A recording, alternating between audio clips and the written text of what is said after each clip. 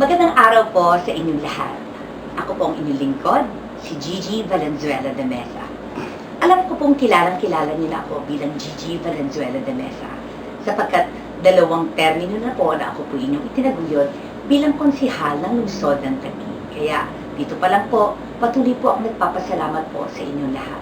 Pero higit sa lahat, palagay ko po, mas dapat pang makilala niyo po ako ng lubos. Ang tunay po pong pangalan ay Baby Gloria Valenzuela de Mesa. Napakahaba po, ano? Pero wag po kayo mag-alala. Mukhang napakaganda naman po ang ibig sabihin ng pangalan na yon sapagkat tunay na bilang isang lingkod bayan ay nagampanan naman po natin dito po sa lungsod ng Taguig. Ako po ay nag-aral mula elementarya, high school, at college sa puro madre at pare. Akala ko nga po magiging madre ako, pero hindi naman po. E tingin niyo po ba, tatanggapin naman akong maging madre kung ako po'y papasok? Nako, natawa po kayo. Siguro ang ibig sabihin, hindi po. Dahil ang panawagan sa akin ay alam niyong maging isang lingkod bayan dito po sa lungsod ng Taguig. Maliit pa lang po ako, ay lumaki na po ako sa paglilingkod dito po sa ating simbahan ng Santa Ana. Wala po akong ginawa, kundi mag-join po sa Legion of Mary, sa Charismatic, sa El Shaddai Youth Ministry, naging Dance in the Spirit din po ako, naging choir din po ako ng Saint Anne, at ito po mga marriage encounter, at kung anong-ano pa po. Naku, napakasarap po ng pakiramdam kapag naglilingkod ka sa ating Panginoong Diyos. At hindi naman po ako nagkamali sapagkat, kumbaga po, ako po ay nabuhusan ng maraming salita ng Diyos na ngayon po ay tingin ko pong nagsilbing gabay upang maging tama po ang ating mga dinidesisyon sa araw-araw, lalo na po ngayon na tayo po ay isang lingkod bayan. At napagtagumpayan na naman po natin yan. Pero hindi niyo po alam, ako po ang nagsilbing Vice Mayor ni Mayor Lani Cayetano sa kanyang unang termino. Siguro po nagtataka po kayo kung paano nangyaring ako ang nagsilbing Vice Mayor ni Mayor Lani Cayetano. Alam niyo po, noong mga nagdaang mga panahon, napakahirap po ng sitwasyon. Sapagkat nanalo po si Mayor Lani Cayetano na wala po siyang kasama mga konsehal ng bayan. At doon po sa sitwasyon na yon, nakita po namin na napakaganda naman pala ng kanyang mga plano para po sa mamamayan ng Taguig. At doon, sa isang tinatawag po natin na sesyon, ito pong inyong lingkod na si Gigi Valenzuela de Mesa ay tinatawag po natin nagdeklara ng pagiging independyente para po naman na higit sa lahat hindi naman po ako masakupan ng kung ano man po mga desisyon ng partido na aking nasasakupan ng panahon na yon. Kumbaga ako po ay tatayo sa sarili kong prinsipyo na higit sa lahat alam ko makabubuti sa mamamayan ng tao.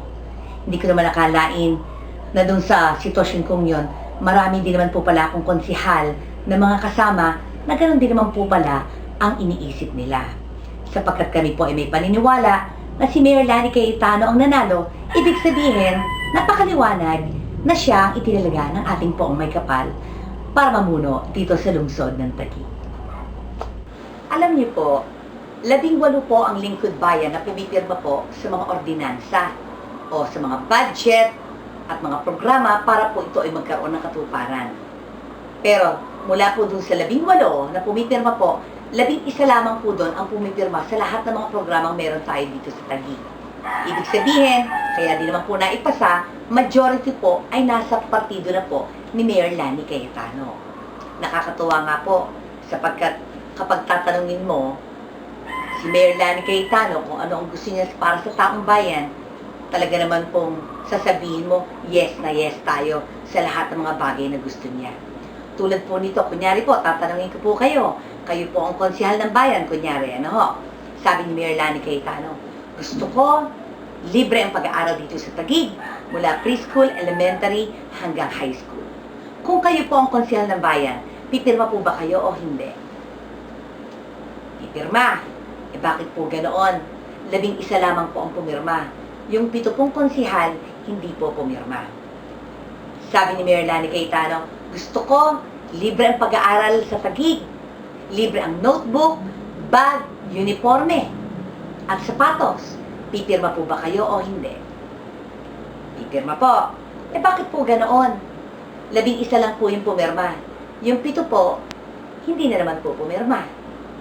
Sabi ni Mayor Lani Cayetano, gusto ko, pag-graduate ng high school ng mga bata, may tigli 5,000 piso. Bilang tulong natin sa mga magulang, para hindi na sila mag-isip kung saan kukuha ng pang-tuition para makapag-enroll sa kolehiyo na gusto nilang pag-enrollan. Pipirma po ba kayo o hindi? Pipirma. Bakit po yung 7 hindi na naman pumirma? 11 lang po ang pumirma na lingkod bayan. Sabi ni Mayor Lani Cayetano, gusto ko lahat ng teachers sa public school, pag-aralin natin. Hayaan nating makakuha sila ng masteral degree para naman tumaas ang antas ng kalidad ng pag-aaral sa mga public school at hindi mapag-iwanan ng mga private school. Pipirma po ba kayo o hindi? So, pipirma na naman. Bakit po yung 7 hindi po pumirma? Sabi po ni Mayor Lani Cayetano, gusto ko ang lahat ng senior citizens may tigli 500 piso tuwing magbe-birthday. Pipirma po ba kayo o hindi? Pipirma na naman. Bakit po yung 7 hindi po pumirma? Sabi ni Mayor Lani Cayetano, gusto ko masaya sa panahon ng Pasko. Lahat ng pamilya ay mayroong pamaskong handog. Pipirma po ba kayo o hindi? Pipirma na naman. Bakit po yung 7 hindi po pumirma? Nakakalungkot, di po ba? Na kung saan, alam po natin, pag lingkod bayan ka o konsehal ka ng bayan, pag alam ito'y makabubuti na sa mamayan, ikaw ay isa na rin na nakikiisa ka sa nag-a-approve, di ho ba? Pero nakakalungkot nga po na may 7 po na hindi po nakisama o hindi po inaprubahan ang bagay na ito. Buti na lang may majority po tayo ng mga konsehal ng bayan na kung saan ito po ay ating nai-approve sa isang sesyon. Pero nakakalungkot po talaga kasi sinasabi po ng 7 yon, kami nga po daw balimbing. Sabi ko, excuse me, patay na ang puno ng balimbing. Nako, sabi pa nga ho nila, iniwanan daw ho namin sila. Sabi ko, sige, sabihin nyo na kung anong gusto nyo sabihin, iniwanan namin kayo. Ang importante, hindi namin iniwanan ang taong bayan. Pero alam nyo po, lahat ng mga programang sinabi ko po sa inyo at meron tayo ngayon, kamuntik na po na hindi po maibaba yan sa mamamayan. 1, 2, 3 buwan, 4, 5, hanggang 6 na buwan po ang na-delay po natin. Bakit po? Kasi nga po, may majority na nga po tayong konsehal ng bayan, wala naman pong vice mayor na pupukpok o magpe-preside sa sesyon. So, paano na po ang mangyayari sa atin? Naku, napakabuti po ng Diyos. Napag-aralan po natin na kung wala ho palang vice mayor o absent ang vice mayor, pwede ho palang matuloy ang sesyon. Basta may majority na po na nandoon at present. Ang gagawin lang po, magkakaroon po o pipili ng tinatawag pong pro tempore o yung tinatawag po nating magiging presiding officer doon sa majority. Awa naman po ng Diyos. 11 po ang kakamping konsehal ni Mayor Lani Cayetano, 10 po doon, puro barako. 1 lang po ang bulaklak. Ako lang po, si Gigi Valenzuela de Mesa. Awa naman din po ng Diyos. Ako din po ang hinirang nilang maging presiding officer sa sesyon. Kaya ito pong si Gigi Valenzuela de Mesa ang nagpupukpok sa sesyon sa mga programang meron po kayo ngayon. O ngayon, alam niyo na po kung paano pong ang inilingkod na si Gigi Valenzuela de Mesa ay nagsilbing vice mayor ni Mayor Lani Cayetano sa kanyang unang termino. Isipin niyo nga, paano po kung walang Gigi Valenzuela de Mesa na nagpupukpok po doon sa sesyon? O ano na po nangyari sa Taguig? Nagkaroon po ba ng mga programang yan? Wala po, di ho ba? O ano ang sasabihin nyo? Nga. Eto naman po ang nangyari. So, ako po ang nagsilbing vice mayor, kaya tuwing ako naman po ay lalabas ng session hall, nako, ang tawag ng mga tao sa akin, vice mayor na. Kaya akala ko nga rin po, magiging vice mayor din po ako ng Taguig. Kaya ayun, hanggang doon po sa District 2, nakapag-aerobics po ako doon at doon ako nagkikending. Kasi akala ko nga po, ako po'y magiging vice mayor ng Taguig. Pero eto na po, dumating po ang Oktubre. Eto na, pinatawag na ako ni Mayor Lani at ni Senator Alan. At ayon, nagulat po ako. Ako po ay gagawin po pala nilang kandidato para kongresista. Nako, sabi ko, pasensya na po kayo, Senator, Mayor, pero alam ko pong kayo po ay may patnubay ng Panginoong Diyos. Pero hayaan niyo naman na kausapin ko rin pong ating Panginoong Diyos at malaman ko kung ano talaga ang kanyang panawagan para sa akin. Ayun naman po, binigyan po ako ng 3 araw. Pero doon po sa 3 araw na yun, talaga naman pong iyak po ako ng iyak sapagkat sabi ko 7 buwan lang. Paano aking gagawin? Pagbabice mayor ang aking pinaghandaan. Pero napakaliwanag po. Nung kausapin ko po ang ating Panginoon, napakaliwanag naman ang kanyang isinagot sa akin. Sabi niya sa akin, anak, unang termino mo, naging konsehal ng bayan ka at napagtagumpayanan mo.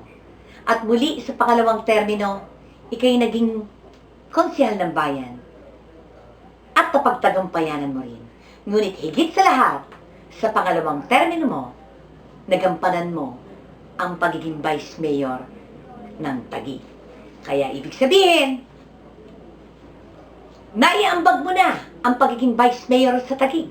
Kaya gagawin na kitang Congresswoman Gigi Valenzuela de Mesa.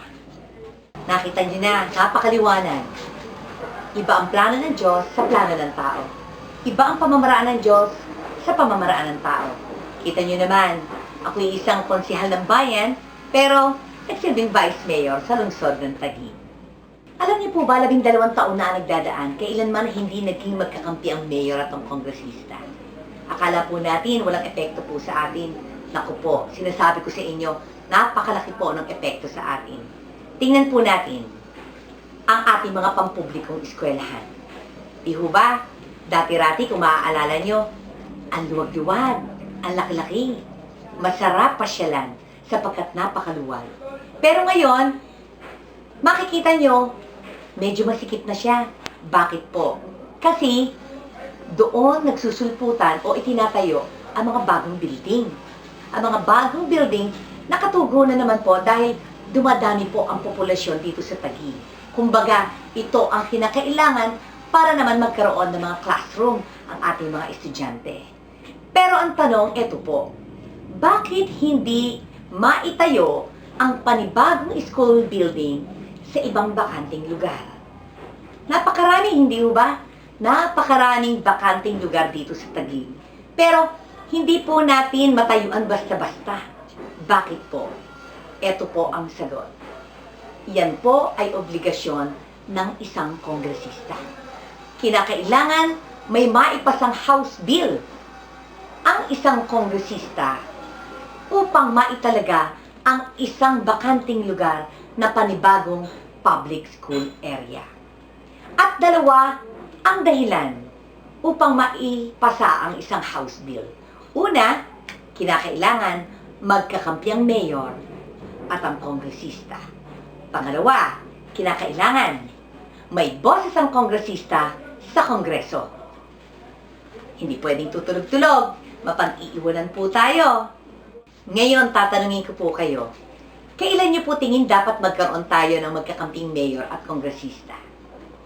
Kinakailangan po bang mag-antay pa tayo ng panibagong 3 taon? Kinakailangan bang tapusin pa natin ang 6 na taon upang tayo ay magkaroon ng magkakamping mayor at kongresista? Kailan po, mga mahal ko mga kababayan? Kailan nyo tingin dapat na magkaroon ng magkakamping mayor at kongresista? Kailan po?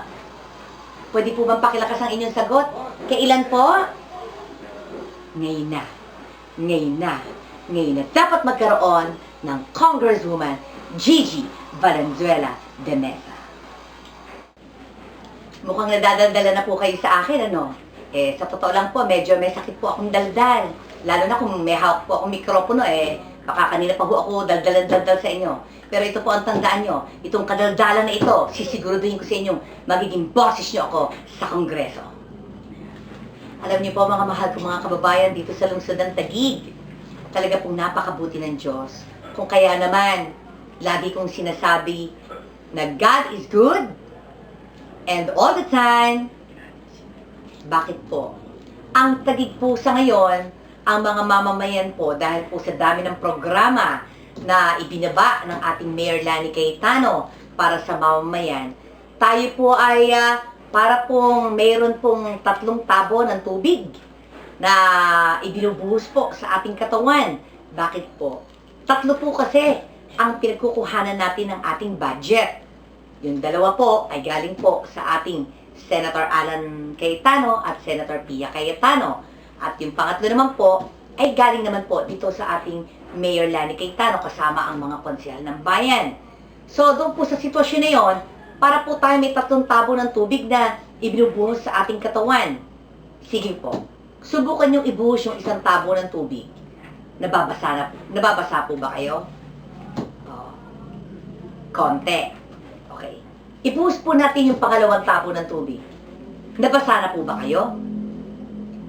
Medyo. Ibuhos po natin yung 3 tabo ng tubig. Basa na po ba kayo? Basa na. Ito po ang inyong tandaan, mga mahal kong mga kababayan. Kapag nagkaroon po kayo ng kakamping kongresista, yan ang magsisilbing pang-4 na tabo ng tubig na ibubuhos nyo sa inyong katawan at sasabihin nyo sa inyong sarili, basang-basa ako, maginhawa ang aking pakiramdam sapagkat may kakampi kaming Congresswoman Gigi Valenzuela de Mesa. Okay. So ngayon po, siguro naman maaalala niyo po si Gigi Valenzuela de Mesa. Lahat naman po tayo gumagamit po ng tabo sa araw-araw. Siyempre, sa pagligo nyo, unang tabo, 1, 2, 3, at ang pang-4 na tabo, walang iba kundi sino po? Si Gigi Valenzuela de Mesa. Alalahanin po natin, hindi ko po ito laban. Laban po natin itong lahat. Sapagkat dito po nakasalalay ang tuloy-tuloy na pag-unlad ng lungsod ng Taguig at tuloy-tuloy na tagumpay ng bawat mamamayan. Again, magandang araw po sa inyong lahat. Pagpalain po tayo ng ating poong may. Gigi Valenzuela de Mesa for Congresswoman. Tunay na maaasahan, kaagapay sa pag-unlad ng bayan. Taguig! Si Gigi B. de Mesa ihalal. Si Gigi B. de Mesa ihalal. Si Gigi B. de Mesa ay maaasahan mo sa Kongreso. Gigi B. de Mesa kailangan mo.